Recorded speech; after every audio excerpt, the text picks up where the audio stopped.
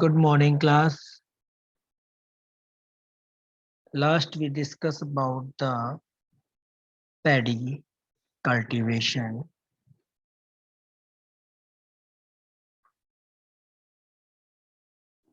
So उसमें हमने पढ़ा that what are the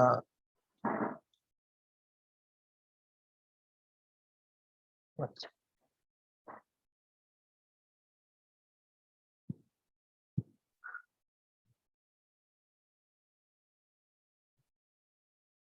yeah, we are talking about dry bed method, cultivation of rice farming, method of broadcasting, time of sowing, and what are the soil requirement for the paddy cultivation, what is the climate requirement for the paddy cultivation, and some basic terminology or basic concept or botanical name, family, origin, inflorescence, leading state, percentage of carbohydrate, protein.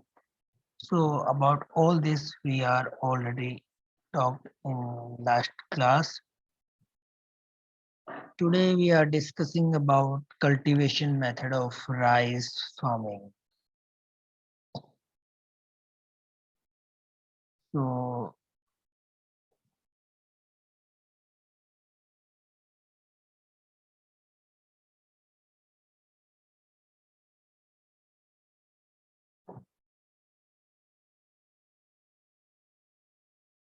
yeah, we're discussing about. So next we start that preparing the nursery and starting seedling system of rice intensification.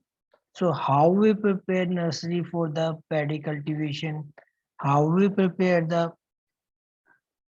nursery for the rice cultivation and seedling की starting के लिए क्या क्या करना होता है, how we start this.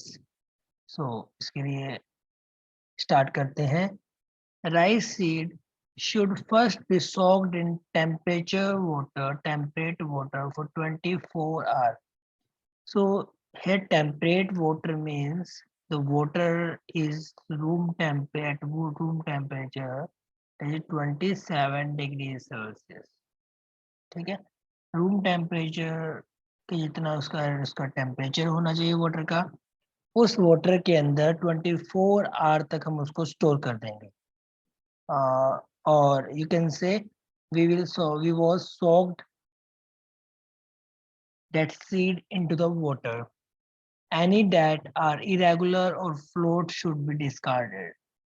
उनमें से जो भी बीज ऊपर आ जाएगा, जो ऊपर पानी के सतह पे, जो पानी के सरफेस पे क्या करेगा, फ्लोट करेगा, वहां तैरना शुरू हो जाएगा, उन सीड को हम निकाल के फेंक देंगे. ठीक है.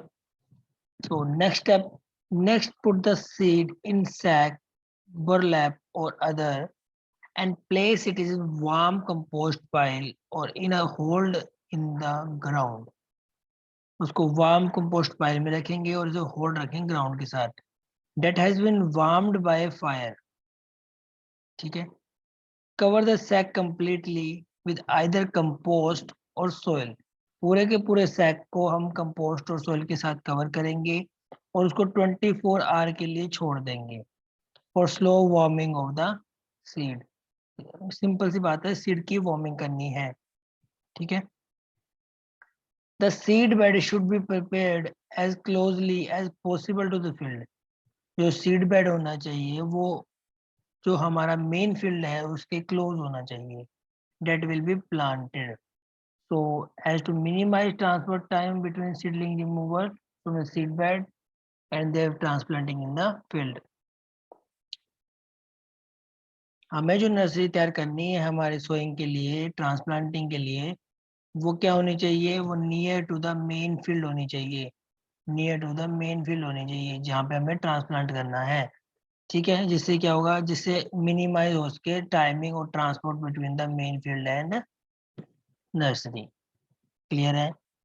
नेक्स्ट हमें क्या करना है, कंपोस्ट जो इसमें होना चाहिए सोइल के अंदर, सीड बेड का जो रेट होना चाहिए डेट इज 100 किलोग्राम सीड होना चाहिए. ठीक है, और 10 मीटर बाय 10 मीटर की इसका सीड बेड होना चाहिए। प्रियर टू सीडलिंग से पहले हमें क्या करना है, एक फाइन लेयर बिछानी है कंपोस्ट की और ब्लैक सॉइल की सीड बेड पे, जिससे वो न्यूट्रिएंट रिच मिल जाए उसे मटेरियल। फार्मर इन श्रीलंका है found at building up the seed bed. जो श्रीलंका के फार्मर हैं वो सीड बेड पे ऊपर इस चीज को लगाते हैं अबाउट 10 सेंटीमीटर 10 सेंटीमीटर तक, with the length of bamboo, putting it in compost and animal manure। वो एनिमल मैन्योर डालते हैं, यानी चिकन मैन्योर डालते हैं along with the soil के साथ साथ। ठीक है, give the seedling an exact chart to make them the easy to remove। इससे क्या होगा, अगर हम ये मैन्योर डालेंगे कंपोस्ट डालेंगे तो जब हम वो, एक तो उसकी ग्रोथ होनी स्टार्ट हो जाएगी और दूसरा जब उसको रिमूव करेंगे तो इजिली वो रिमूव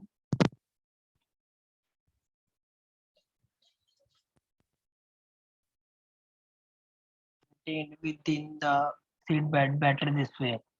और इसके अलावा क्या होता है, बैटर दिस वे मशीन, मतलब इसमें ऑर्गेनिक मैटर जो होंगे वो कंटेन करेंगे, बिकॉज कंपोस्ट और जो हम ऑर्गेनिक कंपोस्ट और जो हम मैन्योर डालेंगे चिकन मैन्योर एनिमल मैन्योर, उससे क्या होगा, उससे जो वहाँ पे ऑर्गेनिक अमाउंट है वो वहाँ पे प्रॉपरली रहेगा।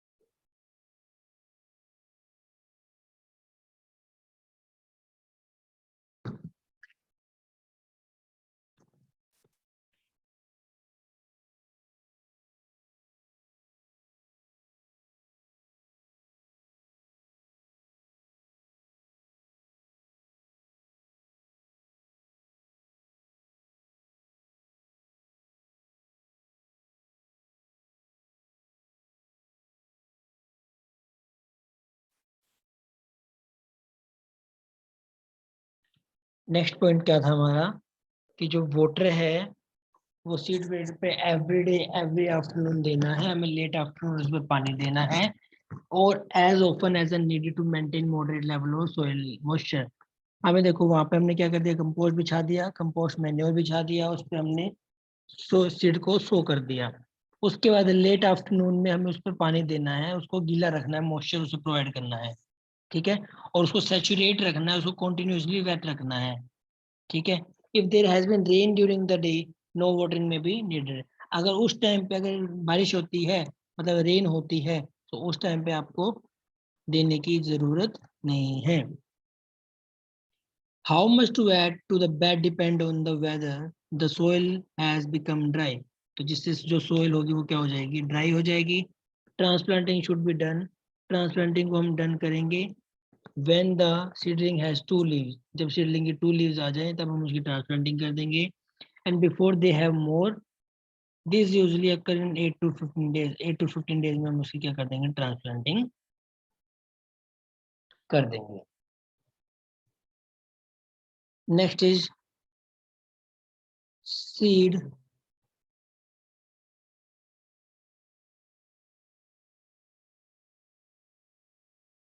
Should not be sown all at the same time. सभी सीड को एक टाइम पे सो नहीं करना है, रेदर अप्रोप्रिएट बैचेस, हमें बैचेस बनाने हैं सीड के सक्सेसिव डेज के अंदर, so the plant when the put into the field can be all as a uniform age, हर किसी की यूनिफॉर्म एज हो सके, between 8 to 12 days। Next, we are talking about the varieties of rice.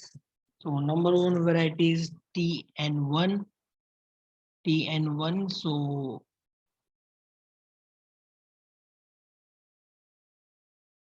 TN1 is a first draft variety of rice. So, if anybody asks you who, which variety is the first draft variety in the rice, that is TN1. So, ये से introduce किया था India में from Taiwan. TN है ना, तो Taiwan से India में इंट्रोड्यूस किया गया था, इसको लाया गया था।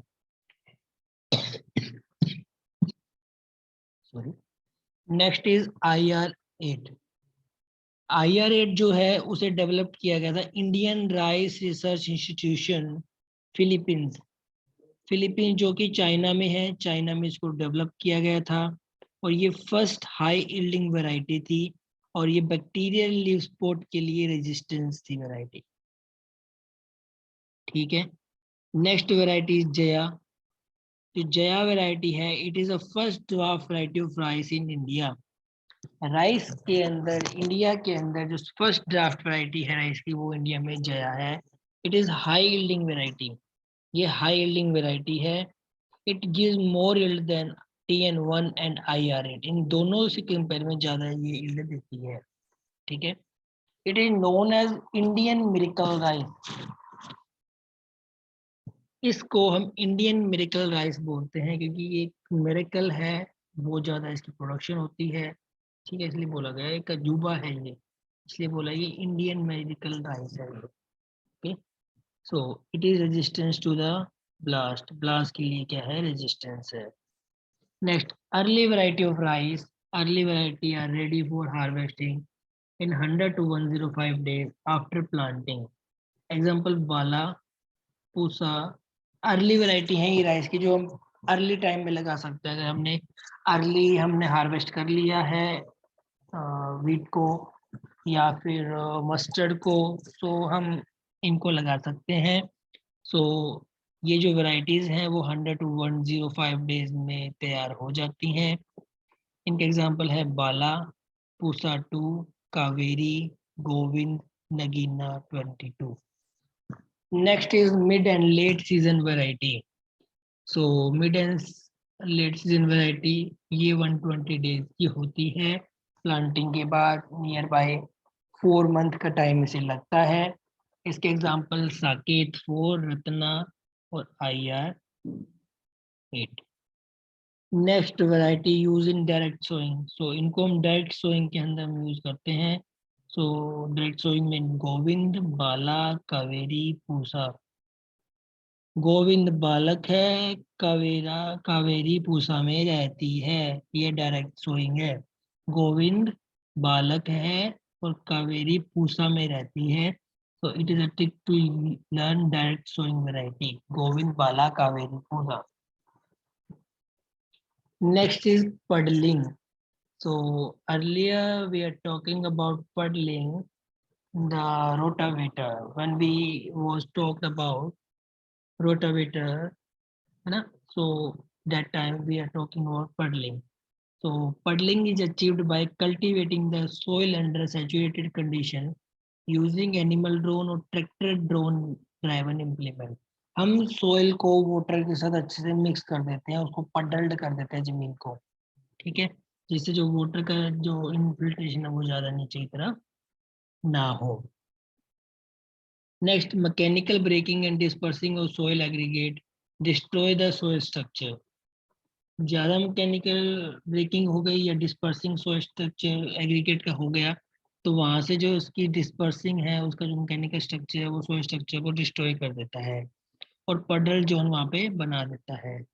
ठीक है, पडल क्या करता है, सोइल को सॉफ्ट कर देता है और मैन्युअल ट्रांसप्लांटिंग के लिए वो इजी रहता है। मिनिमाइज कर देगा वाटर यूज को थ्रू परकुलेशन लॉसेस और effective weed control. Next is water management.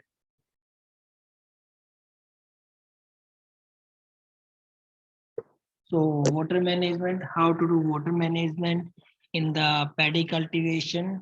So the rice requirement of the water requirement of rice crop is comparatively high. So जो water requirement है rice की वो काफी ज्यादा होती है। इसे सिमिलर ड्यूरेशन में काफी पाना चाहिए होता है। Assured and timeless supply of irrigation देनी होती है इसे। ठीक है, during the crop growth period the water requirement generally high. Water requirement generally क्या होती है, हाइयर होती है। इनिशियल सीडलिंग एस्टेब्लिश होती है इस टाइम पे। ठीक है, 5 सेंटीमीटर की डेप्थ पे हमें उसे लगाना होता है, ट्रांसप्लांट करना होता है। सेकंड जो इम्पोर्टेंट स्टेप होती है इसकी क्रिटिकल स्टेज, जब टिलरिंग टू फ्लावरिंग का टाइम होता है। जब देखो, पहले तो उसे देना, जब ट्रांसप्लांटिंग करनी है तब हमें 5 सेंटीमीटर तक डेप्थ तो उसको लगाना है और फुल पानी रखना है। नेक्स्ट जो वाटरिंग की स्टेज होती है that is tillering to flowering. Tillering to flowering, उस टाइम पे हमें वाटर का सप्लाई करना है, बिकॉज उस टाइम पे जो पेनिकल्स इनिशिएशन होती है, फ्लावर्स निकलते हैं, तो उस टाइम पे उसको वाटर की रिक्वायरमेंट होती है और उस टाइम पे भी हमें 5 सेंटीमीटर डेप्थ तक वाटर हमें रिक्वायरमेंट होता है देना वहाँ पे। ठीक है, उसके बाद नेक्स्ट आता है कि जब हमारा हार्वेस्टिंग से पहले की टाइम होता है, तो हार्वेस्टिंग से पहले एक डफ स्टेज आती है, मिल्किंग स्टेज आती है, जब ग्रेन फॉर्मेशन स्टार्ट हो जाता है। तो ग्रेन फॉर्मेशन के टाइम पे अभी हमें पानी उसको देना पड़ता है 5 सेंटीमीटर तक। So these are the 3 to 4 stage जिसमें हमें उसे पानी देना पड़ता है। Next is weed control. So weed control, खरपतवार की मैनेजमेंट कैसे करेंगे? So rice field favors growth of aquatic and semi-aquatic weeds.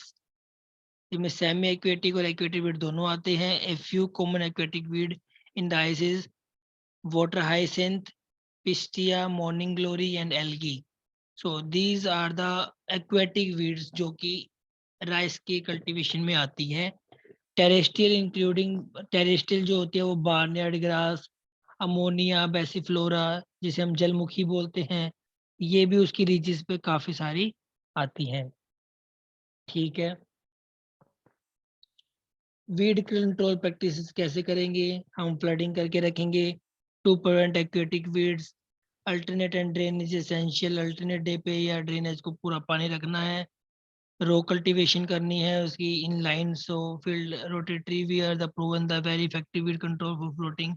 हमें अच्छे से रोटावेटर मार के करना चाहिए जिससे तो इफेक्टिव वीड कंट्रोल होता है, पेरिनल ग्रासेस नहीं आती है, फिजिकल वीड कंट्रोल होता है। ठीक है, उसके बाद बात आती है हर्बिसाइड कंट्रोल। हर्बिसाइड कंट्रोल का मतलब यही हो गया वीडिसाइड कंट्रोल को ही हर्बिसाइड कंट्रोल बोलते हैं। तो अपलैंड राइस के अंदर, अब देखो दो होते हैं राइस, एक तो अपलैंड और एक लोलैंड। जो हमारा हरियाणा, पंजाब, यूपी, गुजरात ये एरिया है, this is a upland area. West Bengal area, this is a upland upland area. But जो वेस्ट बंगाल हो गया, उड़ीसा हो गया, केरला हो गया, कर्नाटका हो गया, this area are the lowland area.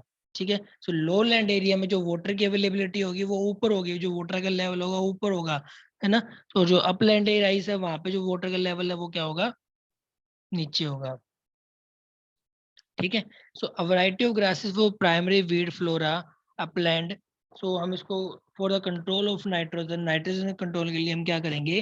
2.4 kilogram per hectare pre emergence control करेंगे वहां पे।